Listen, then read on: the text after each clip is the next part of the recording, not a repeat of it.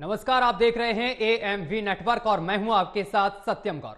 उत्तराखंड में ठंड अपना कहर बरपा रही है। उच्च हिमालय क्षेत्रों में बर्फबारी और बारिश ना होने के कारण सूखी ठंड से लोग परेशान नजर आ रहे हैं। वहीं बारिश और बर्फबारी ना होने से जंगलों में आग की घटनाएं भी बढ़ने लगी हैं। इन दिनों मध्य महेश्वर घाटी के जंगल आग की चपेट में आ गए हैं। मौसम के अनुकूल बर्फबारी ना होने से बुरुआ भेटी के जंगल भीषण आग की चपेट में आ गए हैं। जंगलों में भीषण आग लगने से वन संपदा को काफी नुकसान पहुंच रहा है। वन्यजीव और जंतुओं के जीवन पर भी संकट के बादल मंडराने लगे हैं। अगर आग को बुझाया नहीं गया तो पूरा जंगल जलकर खाक हो जाएगा। ये फिलहाल तस्वीरें हम आपको दिखा रहे हैं जहां पर जंगलों में आग लगी हुई है। वन्यजीव भी इसकी चपेट में आ गए हैं। इसके साथ साथ अगर आग पर काबू नहीं पाया गया तो ये आग पूरे जंगल को तहस नहस कर देगी, पूरी तरीके से जलाकर खाक कर देगी। बताते चले कि मध्य महेश्वर घाटी के जंगलों में आग लगी हुई है उत्तराखंड में। आखिर आग लगने का कारण क्या है और आग का जिम्मेदार कौन है, आज इन्हीं सवालों को लेकर चर्चा करेंगे अपने तमाम मेहमानों से। ये तमाम तस्वीरें हम आपको दिखा रहे हैं जहां आप देख सकते हैं किस तरीके से जंगलों में जो है वो आग लगी हुई है। मध्य महेश्वर घाटी के जंगलों में आग लगी हुई है। फिलहाल आग पर काबू पाने की पूरी कोशिश की जा रही है प्रशासन की तरफ से, लेकिन अभी तक पूर्णतः कामयाबी नहीं मिल पाई है। लेकिन सवाल यह है कि आग लगने का मुख्य कारण क्या है और प्रशासन किस तरीके से काबू पा रहा है, सरकार किस तरीके से आग बुझाने के लिए काम कर रही है। ये तमाम सवाल हैं। आग लगने से वन संपदा को काफी नुकसान पहुंचा है। उत्तराखंड की मध्य महेश्वर घाटी में आग लगी है। तमाम तस्वीरें हम आपको दिखा रहे हैं। जंगलों की आग धीरे धीरे बढ़ती ही जा रही है। आग लगने से वन संपदा को काफी नुकसान भी हुआ है।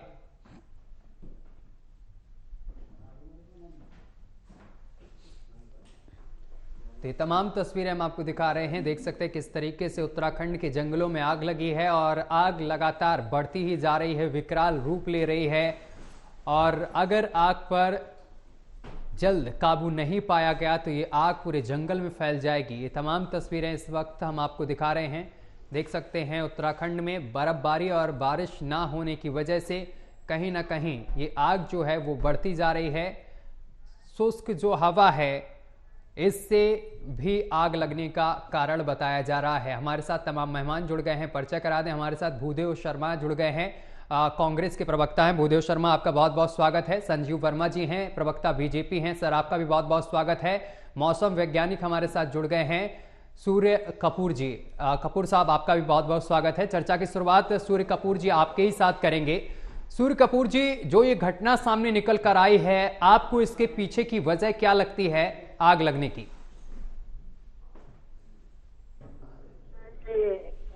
चाइना कुछ हॉस्टाइल हो रहा है, तो सैबोटाज होती है, इंटरनल सैबोटाज भी होती है।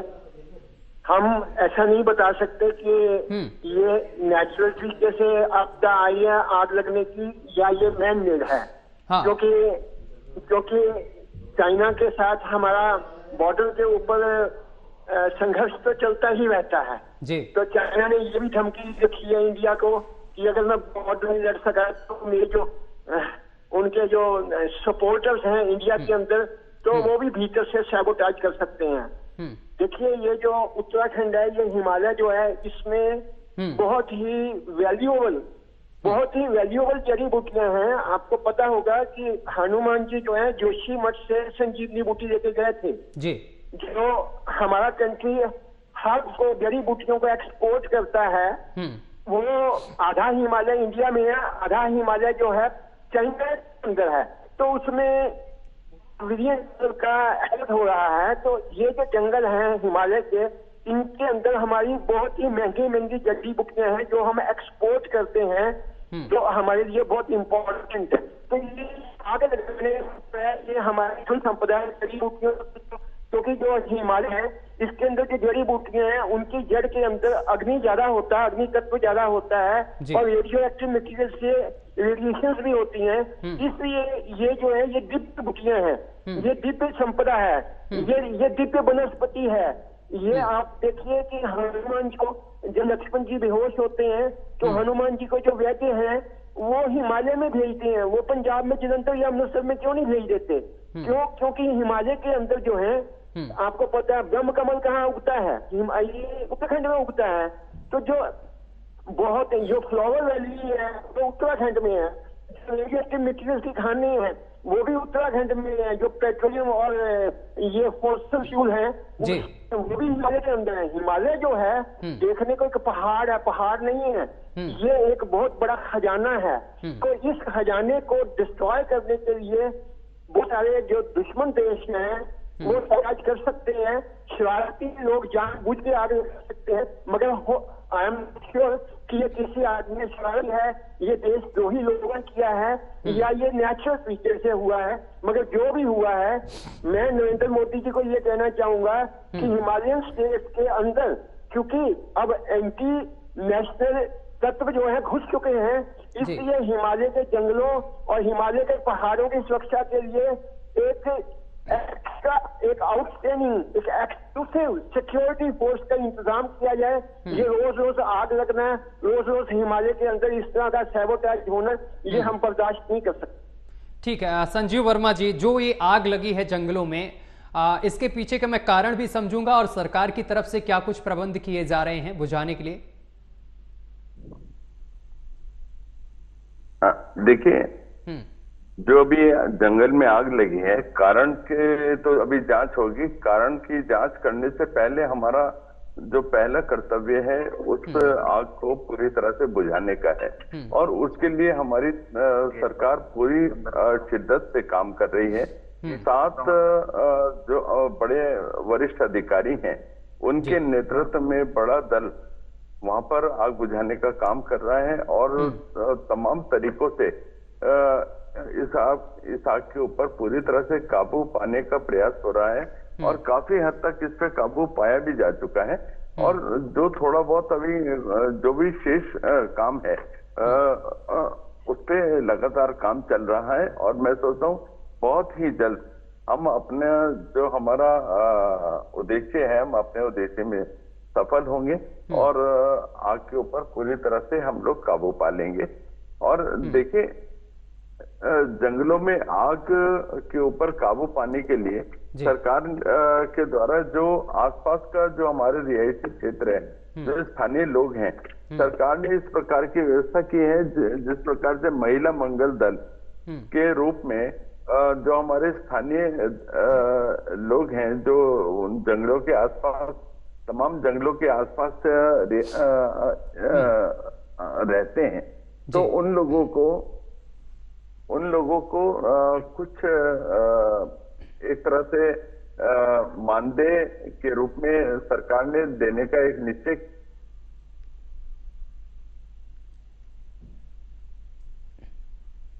संजीव जी से हमारा संपर्क टूट गया है, फिर से हम उनसे संपर्क साधने की कोशिश करेंगे। भूदेव शर्मा हमारे साथ जुड़े हुए हैं। भूदेव शर्मा, उत्तराखंड में पिछले भी दिनों हमने देखा तो तमाम तरीके की आपदाएं लगातार आती ही रह रही हैं और अब जंगल में आग लगना, आप किस तरीके से इस घटना को देखते हैं सर? जी सत्यम जी बहुत बहुत धन्यवाद। जी सर, देखिए आज सत्यम जी हमें इस बात को समझना पड़ेगा कि जिस तरह से आपदाएं आज बढ़ती चली जा रही है, ये पूरे मनुष्य के लिए, मनुष्य जाति के लिए, पूरे चाहे वो जीव जंतु जितने भी जीव जंतु हैं उन सभी के लिए हानिकारक है। क्योंकि जंगलों में बहुत सी हमारी इसको हम बोलते हैं कि एक नेचुरल प्राकृतिक संपदा, जिसमें से बहुत सारी चीजें मनुष्य के लिए मिलती हैं। जो जीव जंतु होते हैं वो भी जंगलों में रह पाते हैं, उनके रहने का ये आवास होता है, उनके द्वारा भी हमें बहुत सी, चाहे वो जड़ी बूटियों की बात हो या तमाम ऐसी चीजें हों। और सबसे बड़ी बात यह है कि जब जंगल होंगे तभी हमें ऑक्सीजन मिलेगी। इतना मतलब महत्वपूर्ण जगह होते हैं जंगल, जहाँ से मनुष्य जिनके सहारे जीता है। और आज अगर जिस तरह से देखने को मिल रहा है कि ये जो आपदाएं हैं, चाहे वो मानव निर्मित आपदाएं हो या प्राकृतिक आपदाएं हो, वो बढ़ती चली जा रही है। ये इसमें कोई दोहराई नहीं है कि प्रकृति अपने आप को संतुलित करती है तो प्राकृतिक आपदाएं होती है, वो ठीक है। लेकिन जिस तरह से आज मानव निर्मित आपदाएं जो बढ़ रही हैं, उसमें चाहे वो अनावश्यक रूप से अतिक्रमण की बात हो या जिस तरह से कहीं पर भी कोई मकान बना लेना या फिर किसी भी तरह का पहाड़ों को खोद करके सुरंगें बनाना, ये सारी मानव निर्मित आपदाओं में आती है। तो इससे जितना भी प्रभाव पड़ रहा है ये हमारे मनुष्य के लिए हानिकारक है। लेकिन आज सबसे बड़ी बात ये है कि इसकी जिम्मेवारी सरकार की भी कुछ बनती है कि सरकार को इसको नियंत्रित करने के लिए उपाय करने चाहिए। इंदिरा जी के समय में पर्यावरण के संरक्षण के लिए तमाम प्रकार की योजनाएं लाई गई थी, लेकिन उसका इवेंट नहीं बनाया गया था। चाहे वो टाइगर रिजर्व हो या फिर जितने भी वन विहार और ये सब घोषित किए गए तमाम योजनाएं लाई गई थी। अब नाम लोगे तो इतनी सारी योजनाएं थी कि 1 घंटे तक बताते रहो। इंदिरा जी का नाम इसमें बहुत ऊपर तक आता है कि पर्यावरण संरक्षण के लिए कितने उपाय किए गए। लेकिन आज क्या है कि अगर चीता भी विदेश से लाए जाते हैं तो उसका बहुत बड़ा इवेंट बनाया जाता है। लेकिन क्या चीते यहाँ सर्वाइव कर पा रहे हैं, क्या चीता जिंदा रह पा रहे हैं, क्या उनके संरक्षण के लिए और बेहतर उपाय किए जा रहे हैं, कोई परेशानी, उस पर कोई ध्यान नहीं दे रहा। तो निश्चित तौर पर सत्यम जी ये सभी की जिम्मेवारी है। मैं ये नहीं कहता कि केवल सरकार की जिम्मेवारी बनती है कि सरकार ही सब कुछ करे और बाकी कोई कुछ न करे, लेकिन इसमें महत्वपूर्ण रोल सरकार को अदा करना चाहिए। ये जो जंगल में आग लगी है, अगर इसका नुकसान बढ़ेगा तो ये केवल उत्तराखंड के लिए ही नहीं, ये पूरे देश और आसपास के देशों के लिए भी हानिकारक होगा। और मुझे लगता है कि सरकार को जल्दी से कार्रवाई करके इस आग को बुझाना चाहिए, क्योंकि आज जिस तरह से पेड़ हमारे लिए जो सबसे महत्वपूर्ण है, उससे महत्वपूर्ण मुझे नहीं लगता कि जीवन में और कुछ हो सकता है। ठीक है संजीव जी, जवाब दीजिए। भूदेव शर्मा का कहना है कि लगातार जंगल जलते जा रहे हैं, ऑक्सीजन की भी, जिनसे हमें ऑक्सीजन मिलता है वो पेड़ ही नहीं रहेंगे तो हमें ऑक्सीजन कैसे मिलेगा? सरकार इस ओर ध्यान ही नहीं दे रही है। सत्यम जी देखिए, मैं सोचता हूँ हर चीज के अंदर राजनीति लाना कोई अच्छी बात नहीं है। और जिस तरह से मैंने पहले भी कहा, दुर्गम क्षेत्र है, दुर्गम क्षेत्र में जो हमारे फायर फाइटर्स हैं उनका भी पहुंचना बहुत एक बड़ा टास्क होता है। और सरकार के द्वारा आग को बुझाने के तमाम प्रयास किए जा रहे हैं, चाहे हेलीकॉप्टर से पानी और जो हमारे केमिकल जो आग को बुझाने के लिए कारगर साबित हो सकते हैं, वो उस विकल्प को भी हम लोग लगातार इस्तेमाल कर रहे हैं। और पर्यावरण को सुरक्षित रखना सरकार की बड़ी जिम्मेदारी है और हम अपनी जिम्मेदारी पर पूरी तरह से खरे उतर रहे हैं। जिस तरह से उत्तराखंड में पूरा हिमालयी क्षेत्र है और यदि आग लगती है तो मैं सोचता हूँ एक तरह से पहाड़ों का जो टेम्परेचर बढ़ेगा तो ग्लोबल वार्मिंग के दिशा में भी ये एक बड़ा खतरे के रूप में हम इसको देखते हैं। तो सरकार पूरी तरह से चिंतित है और सरकार न केवल चिंतित है बल्कि इसके ऊपर एक प्रभावी कदम भी उठा रही है और भविष्य में इस प्रकार की घटनाएं ना हो उसके लिए जो स्थानीय हमारे लोग हैं जो आसपास जंगलों में वास करते हैं उनको भी एक वन रक्षक के रूप में डिप्लॉय कर रही है सरकार। जैसे महिला मंगल दल हुआ और इस तरह से एक कुछ बॉडीज हैं जो इसके ऊपर प्रभावी रोक लगा सकते हैं और भविष्य में आग की घटनाएं पुनः ना हो तो उसके ऊपर भी सरकार का पूरा एक तरह से फोकस। सूर्य कपूर, लगातार आग फैलती जा रही है जंगल में और वन्य जीव जो हैं उनको काफी परेशानियों का सामना करना पड़ रहा है इस दौरान। तो आग पर कैसे काबू पाया जाए? मौसम के बारे में अगर कोई जानकारी हो आपके पास? बताया जा रहा है कि वहां पर बर्फबारी नहीं हो रही है, बारिश नहीं हो रही है। आर्टिफिशियल बरसात करवा दीजिए, आग बुझ जाएगी। आर्टिफिशियल रेनफॉल होता है ना, आर्टिफिशियल प्रेसिपिटेशन होती है ना जी, तो आर्टिफिशियल बरसात जो है वहां पे करवा दी जाए जंगल के जहां आग लगी हुई है तो आग बुझ जाएगी। क्योंकि बरसात अगर नेचुरल तरीके से नहीं हुई तो हम अपनी आर्टिफिशियल बरसात भी तो करवा सकते हैं, मतलब तो पानी छिड़कने से है।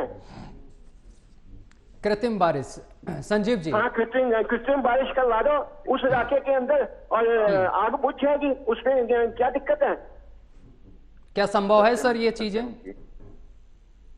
सत्यम जी देखिए, जिस तरह से हमारे डॉक्टर साहब बोल रहे हैं कृत्रिम बारिश के लिए, सूर्य कपूर जी कृत्रिम बारिश के लिए ये भी एक विकल्प है और इस विकल्प का भी हमारी सरकार इस्तेमाल कर रही है और मैं सोचता हूँ आवश्यकता पड़ती है तो इस विकल्प को भी हम उपयोग करेंगे। हमारी प्रायोरिटी आग को बुझाने की है, पर्यावरण की रक्षा की है, पर्यावरण की सुरक्षा की है, तमाम जीव जंतु उनको भी नुकसान ना हो और हमारी जो वन संपदा है उसको भी नुकसान ना हो और हिमालय क्षेत्र का टेम्परेचर भी ना बढ़े। तमाम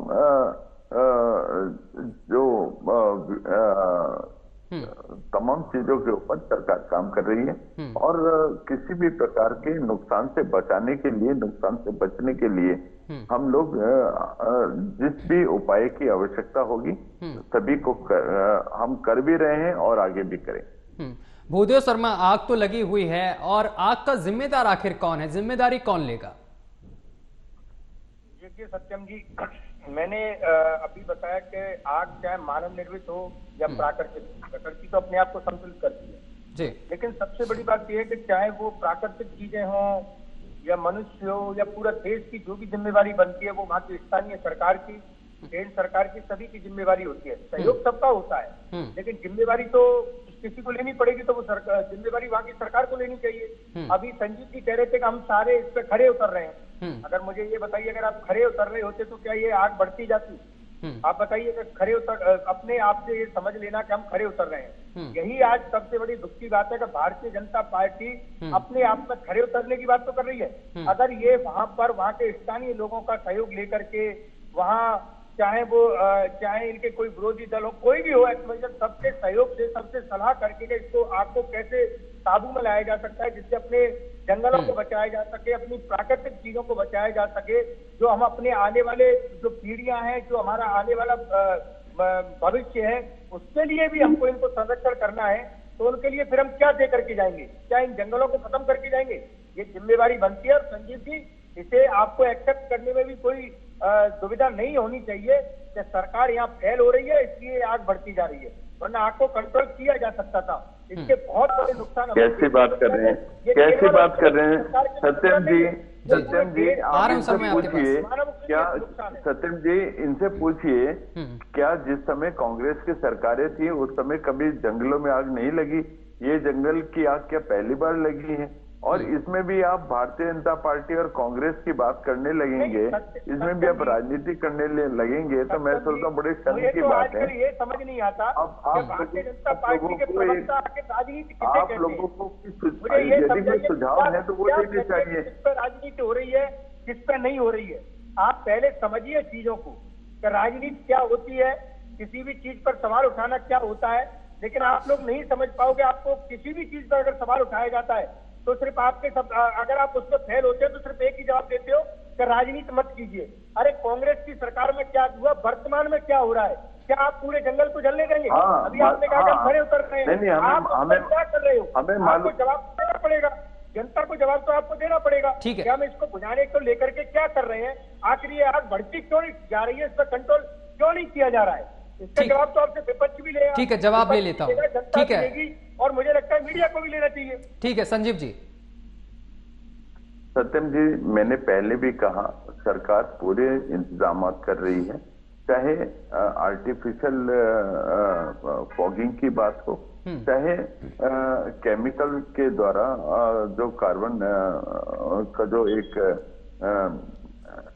मतलब जो जैसे डॉक्टर साहब कह रहे थे कृत्रिम बारिश है, तो चाहे क्योंकि दुर्गम क्षेत्र है, ऐसी जगहों पर हमारे जो फायर फाइटर्स हैं वो भी उनके पहुंचने में बड़ी मुश्किल का सामना करना पड़ता है और जो आसपास के क्षेत्र के रहने वाले हैं वो लोग भी उसके ऊपर लगातार काबू पाने का पूरे प्रयास भी कर रहे हैं और काम भी कर रहे हैं और काफी हद तक इस आग पर काबू पाया भी जा चुका है।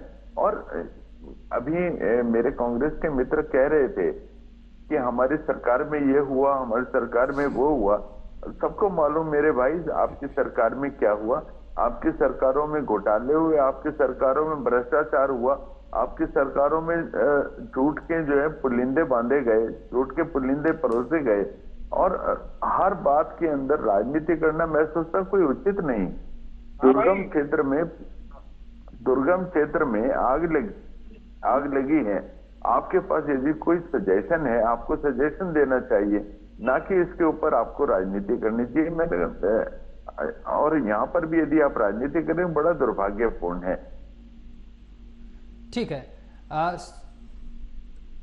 सूर्य कपूर जी आप हमारे साथ मौजूद हैं?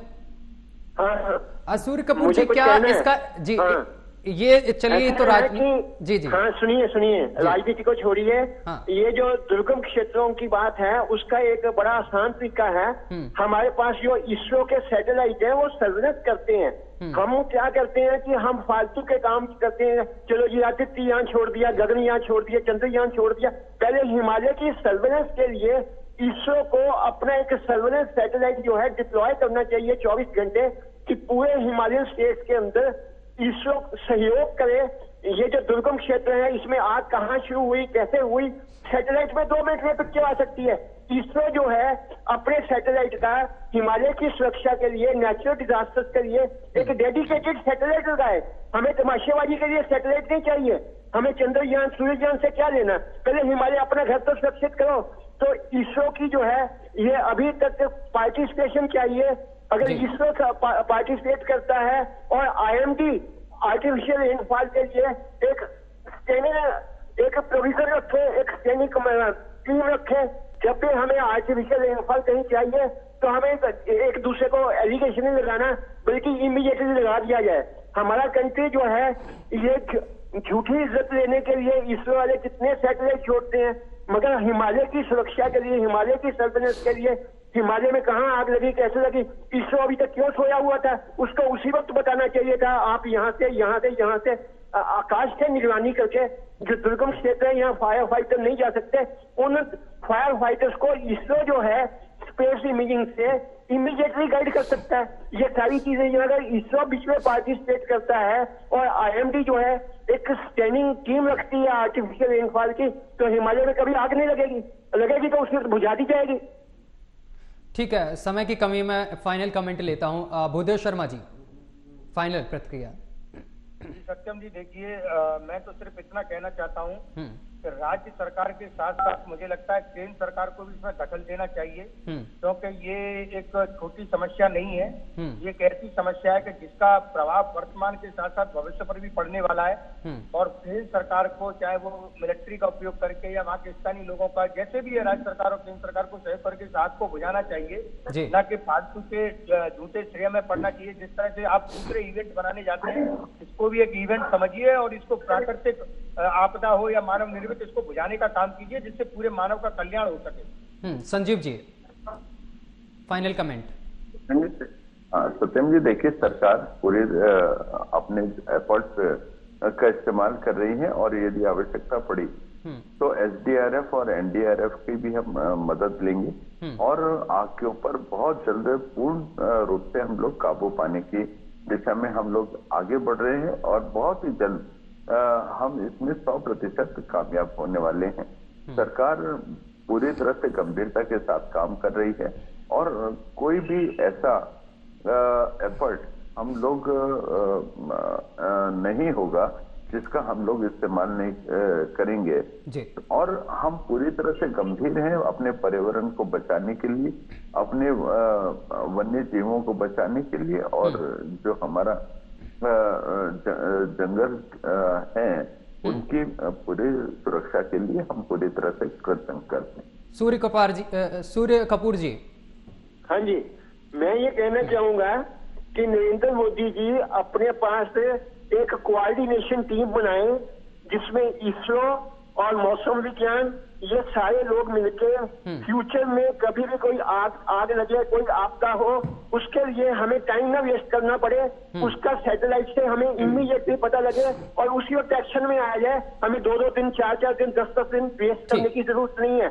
आज हमारे पास टेक्नोलॉजी है, उस टेक्नोलॉजी को कोऑर्डिनेट करने की जरूरत है। नरेंद्र मोदी के पास तो साइंटिफिक सलाहकार कोई नहीं है जो कंट्री के डिफरेंट मिनिस्ट्रियों को कोऑर्डिनेट कर सके।